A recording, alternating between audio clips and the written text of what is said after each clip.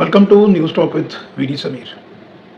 बसपा के लिए, बसपा के तमाम काडर के लिए, जो फील्ड में बसपा का वर्कर बाबा साहब अंबेडकर की विचारधारा को फ्लोट करने में 24/7 लगा हुआ है, उस वर्कर को, जो ज़मीनी वर्कर है बसपा का, उसके लिए लगातार बहुत खुशी की बातें आ रही हैं। खुशी की खबरों से सारा जो वातावरण है बसपा काडर में, वो बहुत ज़्यादा मोटिवेटेड है। सबसे बड़ा कारण, बहन जी पिछले 6-7 महीने से पूरी तरह एक्टिव हैं और भाई आकाश नंद को उन्होंने प्रोजेक्ट कर दिया है बसपा का यूथ ब्रिगेड का लीडर, सबसे बड़ा देश के अंदर। बसपा के लिए जब से बहन जी एक्टिव हुई हैं, जब से बहन जी ने अपना जो सोशल मीडिया है बसपा का, उसको ग्राउंड में जब से एक्टिव किया है, तो बसपा के लिए उत्तर प्रदेश, पंजाब और दिल्ली से लगातार गुड न्यूज़ प्राप्त हो रही है। आप देखिएगा आने वाले समय में दूसरी तमाम पार्टियों से जो बड़े बड़े दिग्गज हैं वो भी बसपा का दामन थामेंगे, यानी हाथी की सवारी करेंगे। मैंने अपने तमाम पिछले 3-4 वीडियो में आपको डिटेल में बताया कि किस तरह से उत्तर प्रदेश, दिल्ली और पंजाब में डंका बजेगा आने वाले समय में बसपा का। आज चर्चा करेंगे मध्य प्रदेश, जो देश का दिल है, हिंदी बेल्ट का एक बहुत बड़ा राज्य है, मध्य भारत का बहुत बड़ा राज्य है, सेंट्रल इंडिया का, उस स्टेट की चर्चा करेंगे। और मैं आपको बताना चाहूँगा, खासकर जो आज का यूथ है, मैं उसको ज़रूर बताना चाहूँगा कि जो मान्यवर काशीराम जी थे, जिन्होंने बाबा साहब अंबेडकर के सिद्धांतों को लेके बसपा की स्थापना की, उनका एक ड्रीम था कि मध्य प्रदेश में बसपा का जो झंडा है वो वहाँ पे लहराना है। तो बहुत ज़्यादा मेहनत की थी मान्यवर काशीराम जी ने और बहन जी ने 1980 और 1990 के दशक में मध्य प्रदेश के अंदर। और आप जान के हैरान हो जाएंगे कि 1998 के अंदर और 1993 के अंदर 11 सीटें जीत चुकी है बसपा मध्य प्रदेश के अंदर।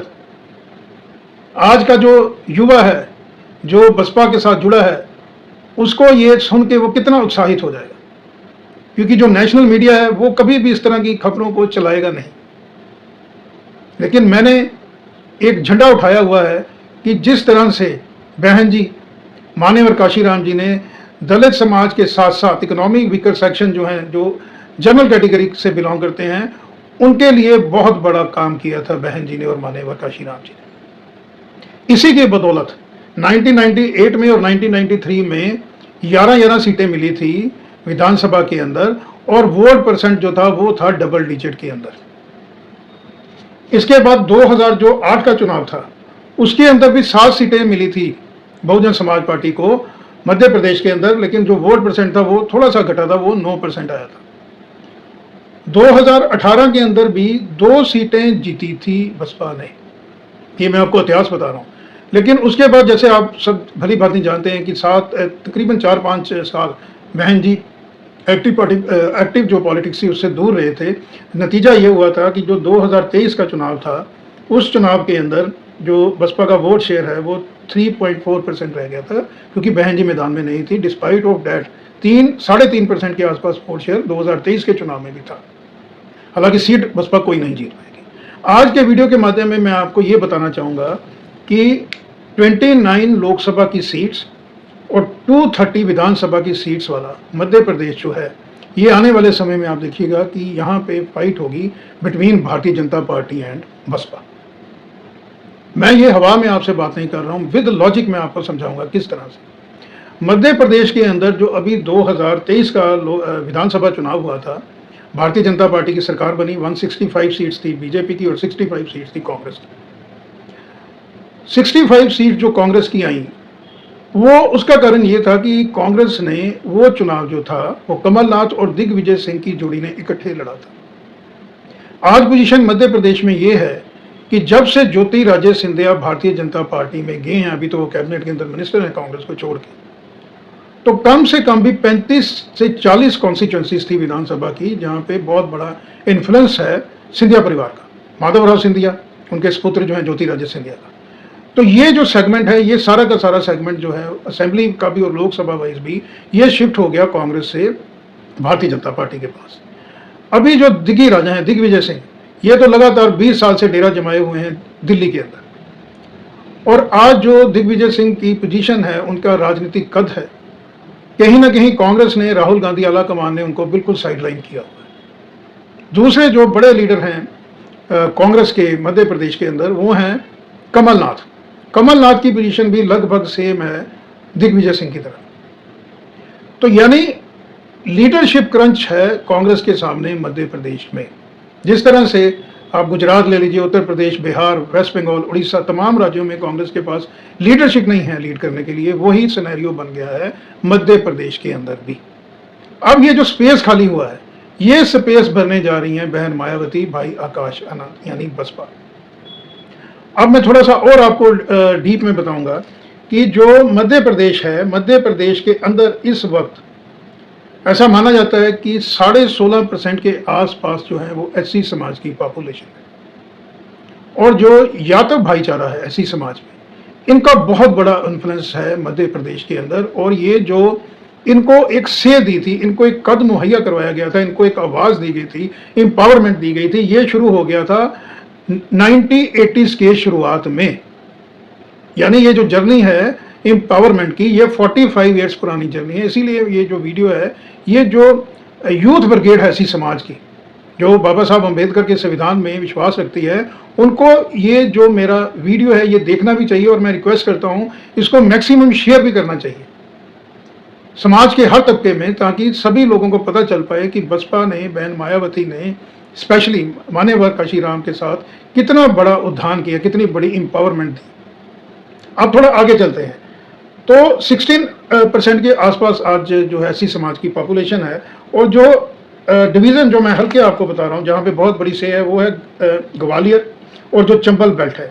इसके अलावा जो बुंदेलखंड का इलाका आता है, इसके तहत है बीना, चंडाला, चंबेल बेल्ट जो है। इसके अलावा ग्वालियर के साथ भिंड और मुरैना है। बुंदेलखंड के साथ है टीकमगढ़, चितरपुर, कोड़क, अंबाला, दबरा, गुना, बंदेर, रायगांव, देवसर, अशोकनगर। ये लगभग 15 से 20 जो सेगमेंट हैं विधानसभा के, ये सीधा सीधा इन्फ्लुएंस करते हैं, इसको इन्फ्लुएंस करता है एससी समाज। और अगर इसके अंदर हम एसटी समाज भी जोड़ लेते हैं, तो ये जो विधानसभा असेंबली की संख्या है, ये लगभग पहुंच जाती है 40 के आसपास। जो अंकगणित सरकार बनाने के लिए है चाहिए, वो है 116 सीट्स का। 35 से 40 सीटें जो हैं वो एससी एसटी समाज अपने लेवल पे ही इन्फ्लुएंस कर रहा है मध्य प्रदेश के अंदर। और जैसे मैं आपको बता चुका हूं कि 11 सीटें और डबल डिजिट का जो वोट शेयर है, वो बसपा ऑलरेडी ही अटेन कर चुकी है। आप देखिएगा कि जो अगला चुनाव है 2028 के अंदर ड्यू है मध्य प्रदेश के अंदर। ये जो 65 सीटें ली थी कांग्रेस ने, कांग्रेस का जनाधार, क्योंकि जैसे मैंने आपको बताया कांग्रेस के पास कोई लीडर ही नहीं है वहां पे लीड करने के लिए, खुला मैदान छोड़ दिया है भारतीय जनता पार्टी के पास। और भारतीय जनता पार्टी को चुनौती कांग्रेस की जगह 2028 में मिलेगी बहन जी के द्वारा, बसपा के द्वारा। इसका और मैं थोड़ा सा आपको डीपली एनालिसिस करके बताऊंगा कि लगभग 15 से 20 सीटें ऐसी हैं जहां पे हार जीत का मार्जिन बहुत कम था between Bharatiya Janata party and Congress. लगभग 25 से 30 सीटें इस तरह की हैं जहां पे जो लोकल विधायक हैं, पहले थे या अभी के हैं, उनके खिलाफ एंटी इनकम्बेंसी काफ़ी ज़्यादा थी। लेकिन क्योंकि प्राइम मिनिस्टर साहब मोदी साहब की जो टूर प्रोग्राम थे, दौरे थे मध्य प्रदेश के अंदर, उन्होंने बहुत ज़्यादा काम किया भारतीय जनता पार्टी के साथ। लेकिन सबसे बड़ा काम किया था शिवराज सिंह चौहान साहब ने, जिनको मध्य प्रदेश में मामा नाम से जाना और पहचाना जाता है, जो लगातार मध्य प्रदेश में चीफ मिनिस्टर रहे। अभी वो सेंटर के अंदर कैबिनेट मिनिस्टर हैं, उनको शिफ्ट कर दिया भारतीय जनता पार्टी ने मध्य प्रदेश से दिल्ली के अंदर। और जो मोहनलाल यादव साहब हैं, ये वहाँ पे अभी चीफ मिनिस्टर हैं मध्य प्रदेश के अंदर। तो शिवराज सिंह चौहान जो थे, लगभग मैं समझता हूँ कि 230 में से 75 सीटों पे डायरेक्ट इन्फ्लुएंस था शिवराज सिंह चौहान का। यानी जैसे आप देखते हैं कि लोकसभा के अंदर जब चुनाव होता है, चाहे वो 2014 का था, 19 का था, 24 का था, ऐसा माना जाता है कि 75 से 75 से 100 सीटों पे जो भारतीय जनता पार्टी को जीत हासिल होती है, उसके पीछे कहीं ना कहीं प्राइम मिनिस्टर साहब का चेहरा रहता है। यानी अगर लोकल मेंबर पार्लियामेंट के खिलाफ एंटी इनकम्बेंसी भी है, तो प्राइम मिनिस्टर मोदी का चेहरा जो है उसको, उस एंटी इनकम्बेंसी को कॉप अप कर लेता है, यानी नुकसान नहीं होता है बीजेपी।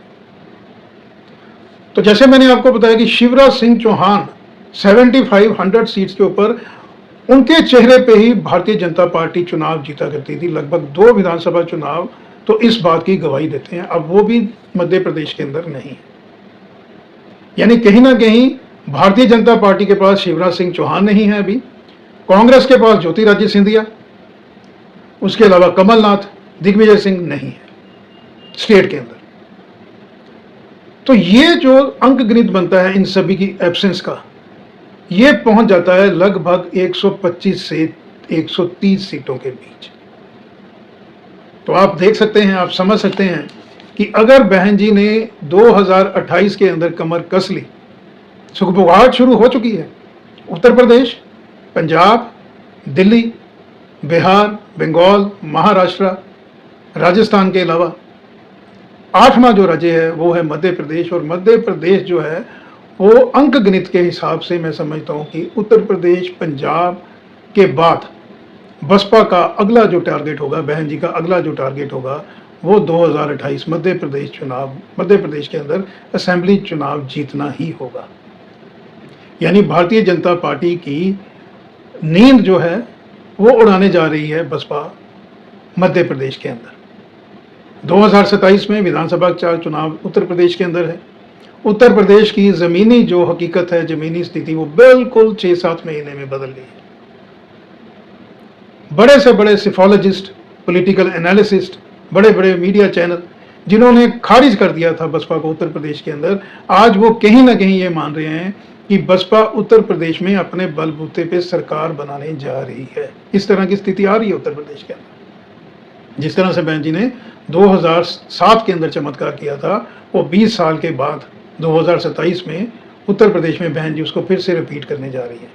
और जो मान्यवर काशीराम जी ने और बहन जी ने, युवा जब बहन जी थी, तो जो सपना एक और देखा था कि मध्य प्रदेश के अंदर जो है वो सरकार बनानी है, कम से कम टारगेट उनका था एलओपी, लीडर ऑफ ऑपोजिशन की पोस्ट पे प्राप्त करनी है, ताकि जो सत्ता में पार्टी है उसके ऊपर नकेल, उसके ऊपर चेक रखा जाए।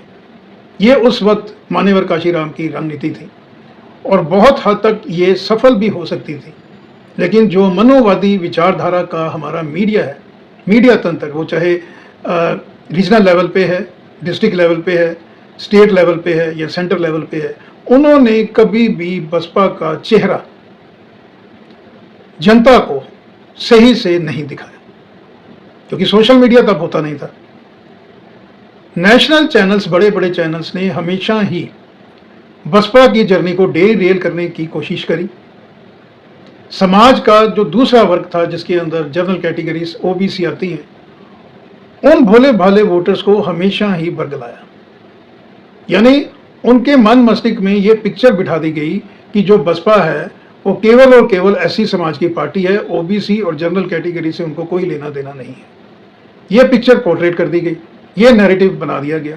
लेकिन अब आज भारत का जो युवा है, जो आज भारत का यूथ है, जो आज भारत का यूथ वोटर है स्पेशली, और जिस तरह से सोशल मीडिया जो बहन जी ने अभी नया उसको स्वरूप दिया है बसपा का जो सोशल मीडिया, और जिस तरह से आकाश आनंद रूबरू हो रहे हैं यूथ ब्रिगेड के आगे, युवा समाज को अपना असली जो गोल है, असली जो एम है बसपा की, जो असली आइडियोलॉजी है, वो बताने में अभी जो है वो बहन जी भाई आकाश आनंद उस नैरेटिव को काउंटर करने में, जो पुराना गलत नेगेटिव था, नेगेटिव प्रचार था, उसको अब ध्वस्त करने में कामयाब हो गए हैं कहीं ना कहीं भाई आकाश आनंद और बहन जी। तो आप देखिएगा कि आने वाले समय में 2027 के अंदर पिक्चर क्लियर हो जाएगी उत्तर प्रदेश और पंजाब के विधानसभा चुनाव में कि एससी समाज के साथ साथ ओबीसी और जनरल कैटेगरी का स्पेशली जो इकोनॉमिक वीकर सेक्शन है, ये बहुत बड़ी मात्रा में वोट डालेगा बसपा को उत्तर प्रदेश और पंजाब में 2027 में। और 2028 में यही सोशल इंजीनियरिंग का फॉर्मूला चलेगा मध्य प्रदेश के अंदर। और मध्य प्रदेश के अंदर क्योंकि रीजनल लीडर अभी कोई भी नहीं है, इस तरह का पॉलिटिकल क्रंच हमको मध्य प्रदेश में कभी पहले देखने को मिला नहीं, क्योंकि पहले वहां पे शिवराज सिंह चौहान हुआ करते थे भारतीय जनता पार्टी के पास, कमलनाथ, दिग्विजय सिंह, ज्योतिरादित्य सिंधिया, ये कांग्रेस के पाले में हुआ करते थे। आज ज्योतिरादित्य सिंधिया भारतीय जनता पार्टी में कैबिनेट में है, यानी मध्य प्रदेश में उनका कोई दखल नहीं है। शिवराज सिंह चौहान, उनका मध्य प्रदेश में कोई दखल नहीं है, वो भी कैबिनेट मिनिस्टर हैं। और पंजाबी में जैसे कहते हैं कि खुडे लाइन लगा दिया है कांग्रेस ने कमलनाथ और दिग्विजय सिंह को।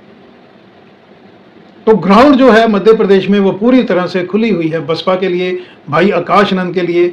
जिस तरह से बहन जी ने और मान्यवर जी ने 1980s के अंदर एक बहुत बड़ी शक्ति बनाया था बसपा को मध्य प्रदेश के अंदर, आप देखिएगा कि आने वाले दिनों में वही सिनेरियो, उससे 100 गुना पावरफुल शक्ति, पॉलिटिकल जो सिनेरियो होता है, पॉलिटिकल जो अंडरस्टैंडिंग होती है, जो पॉलिटिकल अंडरकरेंट होता है, जो political branding, marketing strategy, man to man marking, booth level पे स्ट्रेटजी को बनाना, इन सभी चीज़ों का कॉम्बिनेशन, बहन जी का 40 साल से ज़्यादा का अनुभव, एक्सपीरियंस, एक्सपर्टाइज, फोरसाइटनेस और यूथ ब्रिगेड को लीड करने की कैपेबिलिटी और कैपेसिटी आकाश आनंद की, ये सभी चीज़ों का जो तड़का है, पॉलिटिकल लैंग्वेज में आपको बता रहा हूँ मैं, ये विरोधियों को यानी भारतीय जनता पार्टी को, कांग्रेस को बहुत बड़ा झटका धीरे से मिलेगा 2028 में मध्य प्रदेश चुनाव में बसपा के द्वारा। तो आज के अंक में इतना ही, फिर किसी और ज्वलित एनालिसिस मुद्दे को लेकर आपके समक्ष हाजिर होऊंगा। तब तक के लिए नमस्कार, धन्यवाद।